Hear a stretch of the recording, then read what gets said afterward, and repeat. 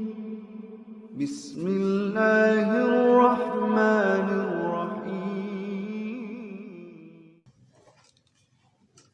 Assalamualaikum warahmatullahi wabarakatuh, sobat-sobat.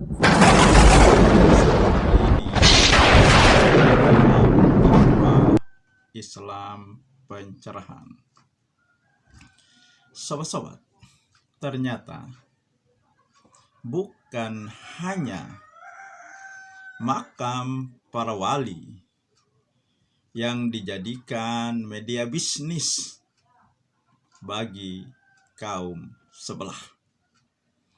Ya, kita tahu makam para wali karena iming-iming barokah, banyak yang menziarahi, meminta hajat. Tentu saja mereka tidak datang cuma-cuma, akan tetapi juga mengeluarkan sejumlah duit, sobat-sobat. Dan ini sangat mencengangkan, sobat-sobat.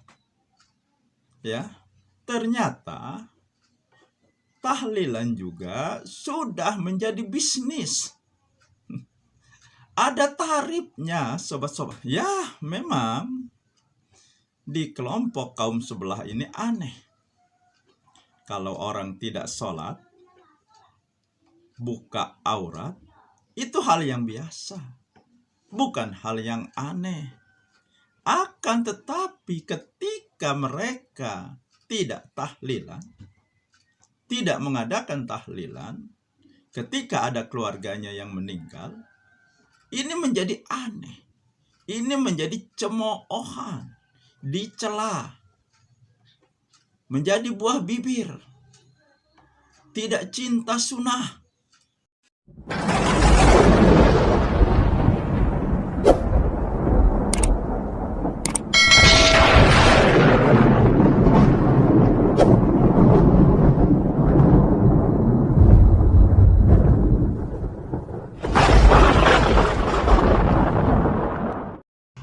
Ya, padahal ini kita tahu amalan yang menyelisihi sunnah. Jadi seolah-olah yasinan atau tahlilan ini wajib. Ya, lebih diutamakan daripada melaksanakan sholat dan tutup aurat. Demikian yang saya tangkap. Ya, kira-kira yang disampaikan oleh salah satu channel yang kaum sebelah sering menyebutnya Wahabi. Ya. Dan juga ya, ada cuplikan video yang menyampaikan bahwa bisnis tahlilan itu memang benar-benar ada. Bahkan ada tarifnya. Nah, baiklah sobat-sobat, kita simak dulu bagaimana ya penjelasan mengenai hal ini. Nah, ini cuplikan videonya, sobat-sobat. Ini video dari Guru Gembul yang membahas tentang masalah bisnis tahlilan. Siapa yang tidak tahu amalan tahlilan, kaum muslimin? Amalan yang tidak ada dalil, tidak ada contoh dari Nabi Muhammad SAW, dari para sahabat radhiyallahu anhum, tabi'in, atba'ut tabi'in, bahkan Imam Syafi'i rahimahullah pun tidak ada riwayatnya melakukan amalan tahlilan. Tapi anehnya, amalan ini dijadikan sebagai ciri-ciri amalan ahlus sunnah wal jamaah. Ini sungguh aneh tapi nyata dan sangat membagongkan. Bahkan amalan ini sudah dianggap seakan-akan melebihi amalan yang wajib kaum muslimin, terutama sholat. Kalau ada orang yang tidak sholat, itu di masyarakat dianggap hal biasa. Bahkan kiainya menganggap itu hal biasa, lumrah. Islamnya nggak aneh. Kalau ada orang yang tidak sholat, itu Islamnya tidak aneh, tidak disebut aneh. Dan ini terjadi di mana-mana. Ya, saya sendiri menyaksikan yang di Jawa, di Sumatera sama. Ya, orang yang tidak sholat, orang yang tidak menutup aurat, itu biasa kumpul dengan kiai, guyonan di sekitaran Bandung, di sekitaran wilayah itu. Saya tidak sebutkan nama daerahnya, tapi kalau misalkan mau butuh saksi dan sebagainya nanti saya bawa lah. tapi pasti waktu saya bikin video itu juga ada yang komen bahwa saya juga mengalami hal yang seperti itu. Wow. Gitu. Jadi gini, bisnis tahlilan, Pak. Ada yang kayak gitu.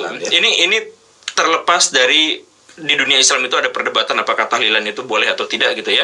Tapi terlepas dari itu, jadi di kampung-kampung di dekat rumah saya itu ada ustadz-ustadz yang nanti kalau kamu misal keluarganya meninggal, nanti itu dalam Islam itu wajib ditahlilkan. Nanti kalau mau yang ikutan berdoa di situ 40 orang, nanti biayanya sekian. Ada daftar menunya, Pak. Jadi kalau orang mau meninggal atau orang meninggal tuh ada langsung dikasih daftar menu meninggal untuk tahlilan sekian hari, sekian yang mendoakan, nanti harganya sekian. Ini sekian, ada kisaran 15 sampai 60 juta. Waduh. Itu kayaknya nggak usah cari peserta seminar deh. Nah, iya itu. Jadi nanti sama Pak Ustadznya, saya mohon maaf ya, sebenarnya bukan Ustadz juga, tapi anggaplah sama maklarnya itu. Maklar. Ya, itu dikumpulin nanti orang-orang, nanti ikut, nanti ada besek makanannya semuanya dia udah. Jadi kayak IO lagi gitu, Pak.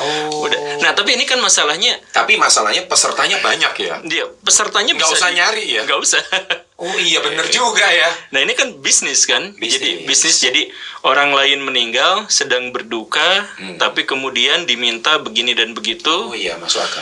Dan atas nama agama ini wajib. Kalau enggak gitu nanti kamu bakal gini-gini kualat, kamu kayak ya kayak gitu.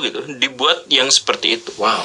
Jadi ini kan ini semua terjadi hampir di semua negara yang berbasis agama. Artinya mirip-mirip, nama boleh berbeda. Ya. Tapi mirip-mirip ciri-cirinya kayak gitu. Di agama apapun, sejauh yang dimaksud tadi itu mengakunya religius tetapi dia tidak religius, ya seperti itu banyak. Nah, itulah sobat-sobat. Ya, ini ya sangat mencengangkan, sangat luar biasa. Ya. Dan herannya tidak ada di kalangan kaum sebelah yang meluruskan hal ini. Mereka diam saja. Mereka biarkan hal-hal yang seperti ini berkembang.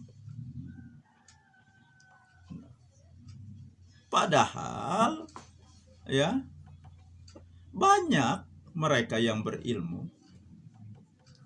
Banyak mereka yang menguasai baca kitab. Banyak kiai, katanya mereka gudangnya dalil.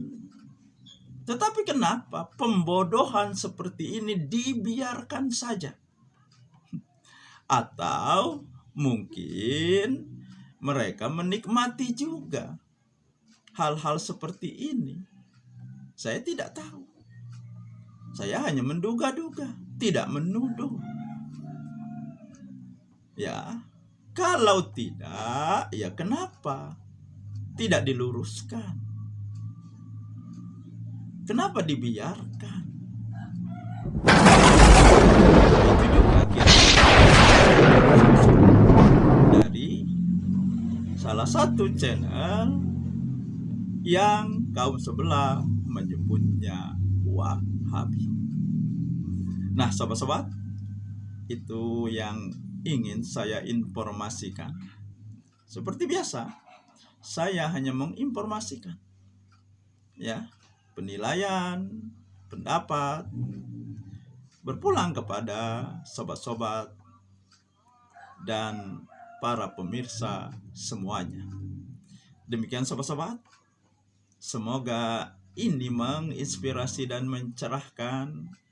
Nasrum minallahi wa fathun qarib. Wassalamualaikum warahmatullahi wabarakatuh.